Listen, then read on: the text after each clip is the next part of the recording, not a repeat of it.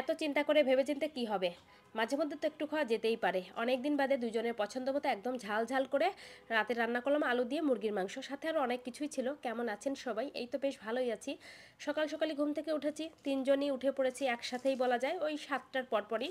সে তো প্রতিদিনকার মতো উঠে খেলনাপাতি নিয়ে বসে পড়েছে। তার খেলনা হলো এখন সাইকেল আর আছে একটা বাইক। এই দুইটা নিয়েই থাকে সারাদিন বলা যায়। বাইরে আজকে বেশ ঠান্ডা। রুমের ভিতর ওইভাবে শীত না মনে হলেও ব্যালকনিতে আসলেই প্রচণ্ড বাতাস, বেশ শীত শীত লাগতেছে। রান্নাবান্না বসিয়ে দিয়েছি। তো সকালবেলা আজকে আর তেমন কিছু রান্না করা হবে না। বেশিরভাগ দিনই তো সকালে দেখা যায় সারাদিনের রান্নাটুকু কমপ্লিট করে নেই। অনেক দিন শাক খাওয়া হয় না।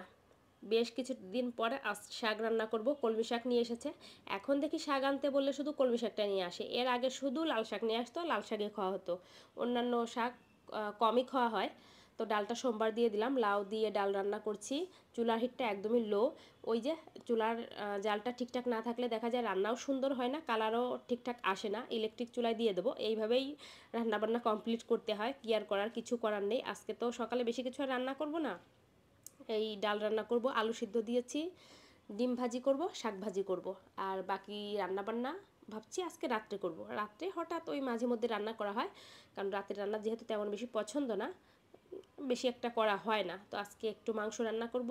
তো ভাবলাম ওর পাপা তো আর দুপুরে খাবার খাবে না বাসায়, রাত্রে একসাথে রান্না করে গরম গরম একসাথে খাবো। তো নামানোর আগে একটু ধনিয়া পাতা কাঁচামরিচ দিয়ে দিলাম, আর এইদিকে একটা ডিম পেঁয়াজ মরিচ দিয়ে ভালো করে ফেটে ভেজে নেবো। আর আমাদের দুইজনের জন্য হলো ডিম সিদ্ধ দেবো। বেশি সিদ্ধ ডিম খাওয়া হয়, ভাজিটা কম খাওয়া হয়, কিন্তু রেগুলারই দেখা যায় বাসায় 2টা 3টা ডিম লাগে। আর আমার জন্য চা বসিয়ে দিয়েছিলাম। শীতের সকালে আমার 1 কাপ চা না হলে একদমই চলবে না। যখন অনেক বেশি গরম থাকে তখন দেখা যায় 5 দিন 6 দিন চা না খেলেও কোনো সমস্যা নেই, বা খেতেও ইচ্ছা করে না, চা দেখলে ভয় করে তখন। আর এখন সকাল সকাল উঠে 1 কাপ চা খেলে বেশ ফ্রেশ লাগে। আজকেও তো সে বায়না করে খাবার নিয়ে বসেছে। কি করবে, একটু পরে মাখিয়ে টাকিয়ে তারপর হাত ধুয়ে আসবে একাই। বলবে টিভি অন করে দাও বা ফোন অন করে দাও, দেখে দেখে খাবে। আজকে অবশ্য পাপাই খাওয়া দাওয়া করে ওকে আবার খাইয়ে দিয়েছে। তো চাটা শেষ করলাম। এখন দেখি অন্যান্য কাজকর্মটুকু করে গুছিয়ে নেব, আরও অনেক কাজ আছে। হয়তো রান্নাবান্নাটুকু আপনাদের সাথে বেশি শেয়ার করা হয়, অন্যান্য কাজকর্ম তেমন কিছু শেয়ার করা হয় না। অনেকে তো ভাবে হয়তো আমার মনে হয় আর কোনো কাজ নেই, শুধু সারাদিন রান্না করি আর খাই। তাহলে বাদবাকি কাজগুলো কে করে বলুন তো? একটা সংসারে তো কতই কাজ থাকে। তো এইদিকে তন্নাশোনা বসে বসে রং করতেছিল, ভীষণ পছন্দ করে ও রং করতে। এটা সন্ধ্যার পরে দুইজন একদম ঘুম দিয়ে উঠেছি। দুপুরে খাওয়া দাওয়া করে ওকে ঘুম পাড়াতে পাড়াতে আমিও ঘুমিয়ে পড়ি। বা এখন ওই যে অনেক দিনই হয়েছে না ঘুমালে আমারও ভালো লাগে না। রাতে তো বললামই রান্না করব মাংস, সব কিছু কেটে রেডি করে নিচ্ছি। তার আগে একটু সন্ধ্যার খাবারও তৈরি করতে হবে। দন্না সোনাকে আজকে একটু পাস্তা রান্না করে দেবো। বাসায় দুধও নেই। আসলে ওই যে মাঝে মধ্যে দেখা যায় বলতে ভুলে যাই, ওর পাপা আবার আনতে ভুলে যায়, এরকম আর কি। তাছাড়া প্রতিদিন একদম নিয়ম করে সন্ধ্যায় দুধ দেই ওকে। আর আমার জন্য একটু চা করতে হবে। খুব সুন্দর একটা ঘুম দিয়েছি, এখন 1 কাপ চাচ্ছে মন, চা চা করছে এরকম। কিন্তু আজকে একদম ফাঁকিবাজি 1 কাপ চা করব। মাঝে মধ্যে এইভাবে আমি করি, যাকে বলে একদম ফাঁকিবাজি চা। নিজের জন্য তো কোনো সমস্যা নেই, একরকম হলেই হয়। ওই চিনি দিয়েছি, তারপর হলো ছাঁকনিতে চার লিকারটা দিয়ে ব্যাস গরম জল দিয়ে দিলাম, রেডি। বেশি করে আদা দিয়েছি। আমার আবার চা খাওয়ার সময় মুখে আদা পড়লে ভালো লাগে, এর জন্য আদাটা মানে চায়ের ভিতরেই এইভাবে দিয়েছি। তো পাস্তাটা ভালো করে সিদ্ধ করে নিচ্ছি। অনেক দিন থেকেই ভাবছিলাম করে দেব, করে আর দেওয়া হয়নি।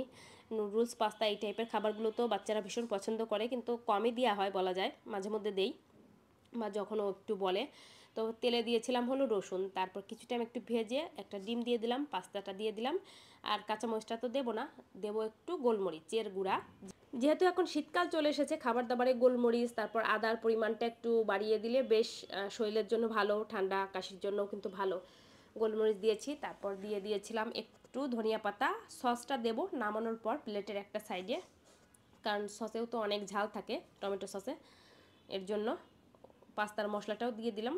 ব্যাস গরম গরম এখন নামিয়ে তারপর দেই ওকে খাবার দাবার দিয়ে আমি রান্নাটুকু করে নেই। আর আমার চাটা আমি রান্না করতে করতেই খেয়ে নিয়েছিলাম। আজকে আলুটা একটু ভালো করে ভেজে রান্না করব। মাংস তো খাওয়া হয় বাসায় খুবই কম, আর ঝাল করে আজকে রান্না করব। কারণ ঝাল না খেতে খেতে এখন ওইভাবে খেতেও পারি না, কিন্তু মাঝে মধ্যে তো বেশ ইচ্ছা করে একটু ঝাল ঝাল করে সব কিছু রান্না করে মানে খাই। আর মাঝে মধ্যে এইভাবে 1 দিন 2 দিন একটু খাওয়া যেতেই পারে, কোনো সমস্যা নেই। এত চিন্তা করে ভেবে কি হবে বলুন তো? আগে মাঝে মধ্যে নিজের ইচ্ছাগুলোও পূরণ করা উচিত। তো তেলে প্রথমে রসুন কুচিটা দিলাম, তারপর পেঁয়াজটা দিয়ে সমস্ত মশলাপাতি দিয়ে ভালো করে কষিয়ে নেব।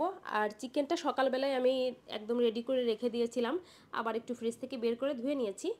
তো মশলাটা কষিয়ে নিয়ে এখন আস্তে আস্তে করে কষিয়ে কষিয়ে রান্না করব। ঝোলের জন্য কোনো জল দেব না, আস্তে আস্তে ঢেকে রান্না করে নেব।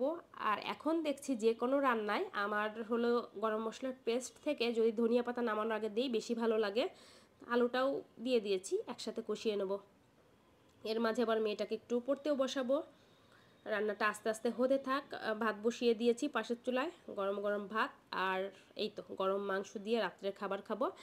বলতে বলতে ওর পাপাও বাসায় চলে এসেছে বেশ অনেকটা পরে। আমার তো রান্নাবান্না হয়েই গেছে অনেকটা আগে, চুলাটা অফ করে রাখছি। যদি দেখি যে খাবার আগে আবার ঠান্ডা হয়ে গেছে, আবার একটু চুলাটা অন করে নেব। শাক সবজি যা যা বলেছিলাম নিয়ে এসেছে, ওইগুলো ফ্রিজে তুলে রেখে দেবো। শাকটা নিয়ে আসলে দেখা যায় সবসময় বেছে পরিষ্কার করে তারপর ফ্রিজে রাখি, তাহলে বেশ ভালো থাকে 2-3 দিন। চলুন, রান্না তো হয়ে গেছে, একবার দেখাই কেমন হয়েছে। এই দেখুন কি সুন্দর হয়েছে, আজকে একদম ঝাল ঝাল করে রান্নাটা করে নিয়েছি। খেতেও ভালো হয়েছিল। ওই কাঁচামরিচ ধনিয়া পাতা নামানোর আগে দিয়েছিলাম। আজকে কিন্তু 3 জনের প্লেটটাই খুব সুন্দর করে সাজিয়ে নিয়েছিলাম। মেয়েদের তো আর সাজিয়ে গুছিয়ে দেওয়ার লোক হয় না, সাজিয়েই নেই আর যেভাবেই নেই নিজেরই নিতে হয় সবসময়, যদিও এনার্জি থাকে না। যখন যেমন হয় তখন তেমন করি। আজকে বেশ ইচ্ছা করতেছিল। আর সাথে সকালবেলা ওই যে ডাল রান্না করেছিলাম আবার গরম করে নিয়েছি। খেতে ভীষণ ভালো হয়েছিল মাংসটা। তো আজকে ভিডিওটা এই পর্যন্ত, সবাই ভালো থাকবেন, টাটা।